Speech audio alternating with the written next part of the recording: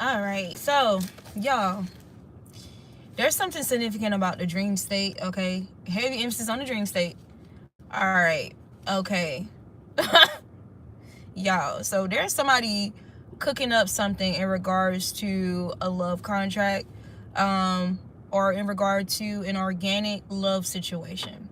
Okay, this can apply to whether you guys are together in the physical or simply together in the spirit. Okay, I just heard something about spiritual wives and spiritual husbands. So, if any of you guys are familiar with those terms, I can definitely share with you that when I first started, being getting into the information about spiritual wives and husbands, to my understanding, it was people who tried to latch themselves onto you through the spirit realm or energetically. Okay, but however this bond was made, like for example, they may have tried to have sex with you in a dream state, try to feed you something in a dream state, and the thing about making it official, you have to eat whatever they're offering you in a dream state. If they're trying to give you money, you have to accept the money. If they're trying to sleep with you, you have to willingly engage in consensual sex with them in order to make that bond, or accept the attachment. Okay, thus a spiritual wife or spiritual husband. But it's normally a lot of one-sided manipulation associated. It's at total disregard of the person's free will, but in a sense it's trying to trick that person's free will. A lot of people, especially like when they start off on their journey of evolution or soul growth, there's still some people among us who don't really take the dream state serious like that. They think that, oh, I had this dream because I was horny, I went to bed horny, you feel me, or I'm a man, and blah blah blah. Or I'm dealing with some struggles financially, and that's why I dreamed about money, or somebody giving me money. I was hungry when I went to sleep, and that's why that's why I dreamed about food and stuff like that. But there's not people who are armed with the proper discernment and wisdom when it comes to dream interpretation, right? But for those of us who are, okay, chosen ones, 144,000. Okay, those of you who are prophetic, who have prophetic dreams, visions, yeah, okay, you get signs and warnings and synchronicities and all type of shit, in a dream state, that you guys can definitely resonate with, dreaming dreams that have come to pass at some point in the future. Okay, having deja vu moments, all of that, right? So there's something significant about spiritual wives and spiritual husbands in the dream state. Okay, this could be these karmic energies or karmic third parties that are trying to disrupt, interrupt a divine union. Okay, by attaching themselves or trying to attach themselves to one or the other partner. Okay, the both of you guys could have individuals interested in you, whether this be ex, people that you did deal with, people who wanted to deal with you on that level, ex friends, whatever. But people who are desperate and understand to an extent, to a level, or their obsession with you may transfer into the dream state. You know what I'm saying? Or we know there's people who are so desperate that they're willing to Google, how they can do things and try to abuse astral projecting, astral traveling, and stuff like that. Now, in this dream, I had this dream on yesterday. In the dream, y'all, when I said it felt so real, like it felt so real. There was this house that I was in, and it was dimly lit. It was like kind of dark in the house, right, in the dream. Now, I remember sitting in the living room, and the person that I was recently involved with, me and him was sitting in the living room, and we was just like interacting and engaging with each other, like just that organic chemistry that we've always had, right? Like acting, being kind of shy around each other, all smiley and laughing and stuff, and kind of flirty energy, right? And before I know it, I looked over in the kitchen in the dream, and there's this known enemy of mine who's in the kitchen, And it's like she's cooking something in this big ass pot. Like the pot is like this wide and this tall, right? Black pot. And she's just like, y'all know those I think it's called island kitchen, where there's like the counter, the bar that wraps around. It separates from the kitchen and the living room. Mind you, I didn't even recognize this house in the dream, by the way. And she's just in there cooking something, like with her head down and shit, just cooking. And I remember, like, you know, just drawing my attention to her, like, that's strange. So briefly after that, you know, I look back at, you know, my partner in the dream, and I remember either him or I motioning him to go over to my room, right? So living room, kitchen, my bedroom is over here. So I remember we were getting ready to get up and go over to my bedroom, and there was some type of blockage from us making it to the bedroom, right? And I feel like that's when the dream ended. So today, I was meditating on the dream, or spirit brought it back to my mind, and was just giving me that full interpretation of the dream, you know, me receiving confirmation and synchronicities, you know, whatever the case may be. Now, last night, before I drifted off and had that dream, I had wrote, I guess I can read it to y'all. I'm not going to say the person's name, but I'll read to y'all this declaration that I wrote over this person, right? Let's see. And it was basically like a form of alchemy. It was basically me breaking a spell off this person. So I wrote it down.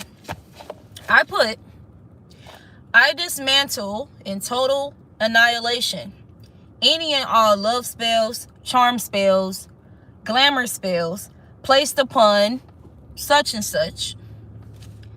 Now, in the name and power of Elohim, I command it to be so, so mote it be. So I drifted off to sleep after writing that down, and I actually had the page still open. You get what I'm saying? Like, lying in my bed, like the tablet, like laid next to me, you know, after I drifted off to sleep. And that's when, boom, I'm in a dream state, and there it is, right? So when I was meditating on it today on my way back home, well, on my way back to the house, when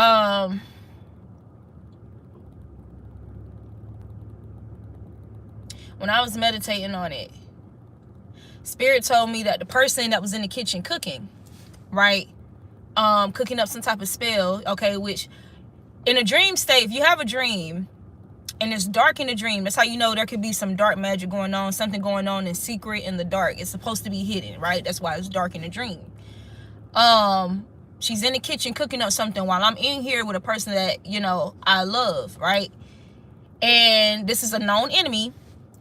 Now, Spirit told me that the person who was being used to cloak the actual person doing the hex or the spell in the kitchen was not the actual person casting the spell, right? It was somebody using them to cloak themselves, okay? And somebody who's a known enemy to me, right? Okay, this is somebody who think they clever type shit. So it was so crazy because I started hearing stuff like a fat suit. Now, this particular enemy just so happened to be, you know, a bigger woman, right? Heavy set. And I started seeing visions. I started thinking about Martin, Big Mama House, Medea, you know, shit like that. Like when they put on the fat suit.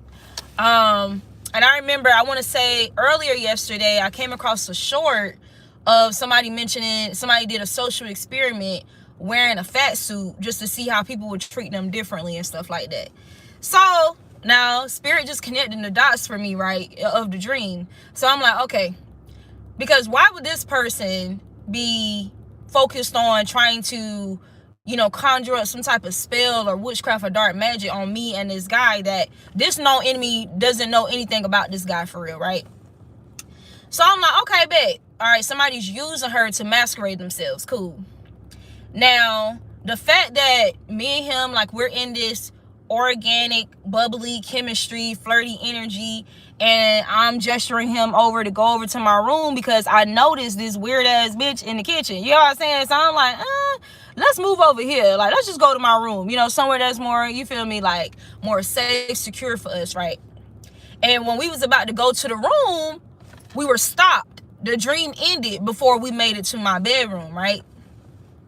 So again, clearly the focus of this kitchen witch, okay, this witchcraft here, whatever somebody's cooking up behind the scenes, is to stop this person from, I guess, like going all the way with me, okay, or entering another space with me. So there could be this energy of, so when you think about a living room, when you think about a living room, right?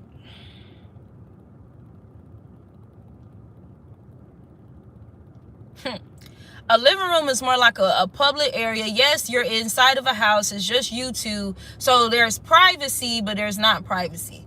Like, there's exclusivity involved. However, it's still like kind of open and exposed. Hence me gesturing over to go to a more enclosed space, and we didn't make it to that point. So mind you, whoever that is that was cooking up whatever they was cooking up, they're trying to delay a love connection, a love union that's organic. Okay, it's, yeah, like maybe there's something inevitable about the love, but there's people, or there's a particular person, possibly a feminine, because the person in the kitchen was a feminine. They was intentionally trying to delay progress in the connection, right? Okay, boom. I was thinking, when I was on my way to the house, I was meditating. And I was thinking about how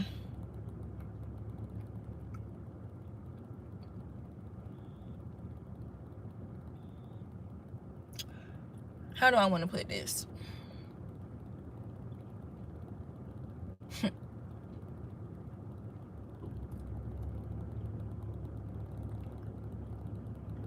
All right, so there's definitely people trying to block your intuitive gifts, block your throat chakra, okay, block your sacral chakra, okay, heavy emphasis on your throat chakra and your sacral chakra, okay, and definitely the heart chakra. Why?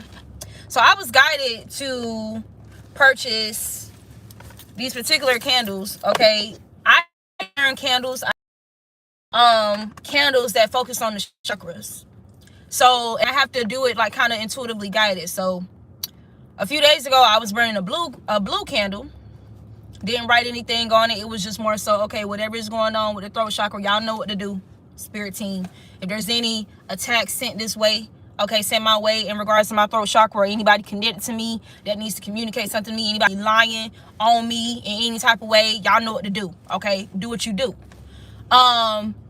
And as that candle got towards the end, because it's one of those 7-day candles, the candle actually burned out like in a couple of days. Like, it was burning fast as fuck, right? You know what I mean? Anyway, when it got towards the end, the top of the candle glass began to darken. There was a lot of, like, I guess you would call it, I can't think of the word right now.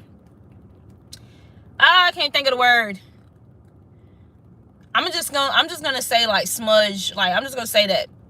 But the top of the candle darkened, so I was like, okay.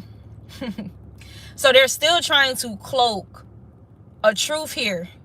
They're trying to cloak the truth. They're still trying to pile over veils and illusions and shadows over communication. Okay, you communicating something, you communicating your truth, somebody communicating the truth to you, or just communication that needs to take place between individuals in general. They're still trying to create some type of illusions there, even if that's just them still trying to lie.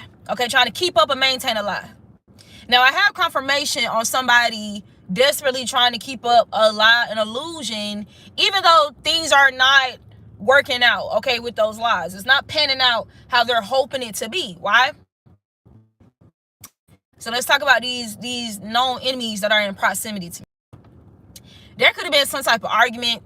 There could have been like some type of release of truthful communication that somebody could have like been biting their tongue, like, you feel me, like basically giving somebody mercy, in a situation that they know they done tried this person, they know they done crossed the line. This can even be you or somebody you're connected to, or the both of you guys, right? So it's giving passive aggression, okay? Somebody could definitely be very anxious, okay, and a lot of anxiety because of the things that they've done to a divine contract or a divine person, okay? This is giving like they're looking over their shoulder, they're nervous, okay? They are in fear about what could possibly happen, you know, in regards to consequences for whatever they've done. And this is how I know. Okay, so there's a situation where somebody thought they were safe and something unexpected happened and it startled them.